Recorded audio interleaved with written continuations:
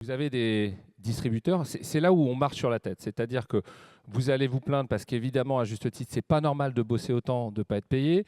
Vous allez voir des PME qui aujourd'hui sont en souffrance. J'étais avec le patron de la FEF, il me disait qu'il y avait 30% des industries agroalimentaires qui étaient dans le rouge, c'est la Banque de France qui le dit. Et dans la distribution, puisqu'on croit que tout se passe bien, vous avez Casino qui est allé au tas et Auchan qui fait l'annonce de 2500 mecs en moins parce qu'il va perdre 500 millions. Donc le vrai problème, c'est quelle place on veut donner à l'alimentation dans la dépense des ménages français. Et là, on a un combat à mener tous ensemble. Ce que je veux vous dire, c'est que dans le monde industriel, qui est entre vous et nous, il y a deux mondes. Il y a le monde des PME, qui sont comme vos exploitations, nos points de vente plutôt à taille humaine. Et ces gens-là, on les traite normalement avec discernement. Et puis, il y en a qui pèsent 2% des entreprises, mais 85% des bénéfices, et on n'en parle pas assez. Et je trouve qu'en ce moment, on ne les voit jamais dans les débats. C'est les Nestlé, on va le citer, les Lactalis. Moi, je n'ai pas les chiffres de Lactalis, puisque c'est un secret défense. Personne ne sait quelle est sa rentabilité. Il faut quand même se dire que quand tu deviens leader mondial et que tu rachètes tout ce qui traîne dans tous les pays, c'est qu'à un moment, il y a de la marge qui sort quelque part. Donc, est-ce que c'est sur le dos du monde agricole? Je pense que oui.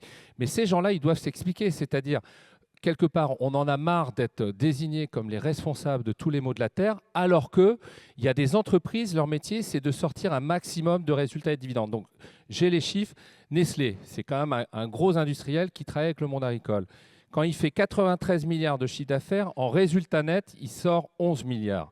Quand c'est Mondelez, ça fait 36 milliards de chiffres, ça sort 5 milliards. Moi, je n'ai pas de problème à vivre dans un monde de capitalistique, mais il faut l'assumer. C'est-à-dire il faut que les industriels qui ont cette taille-là disent on n'est pas là pour donner du tarif à nos consommateurs, on n'est pas là pour mieux rémunérer nos achats, parce qu'on sort 14% de résultats nets.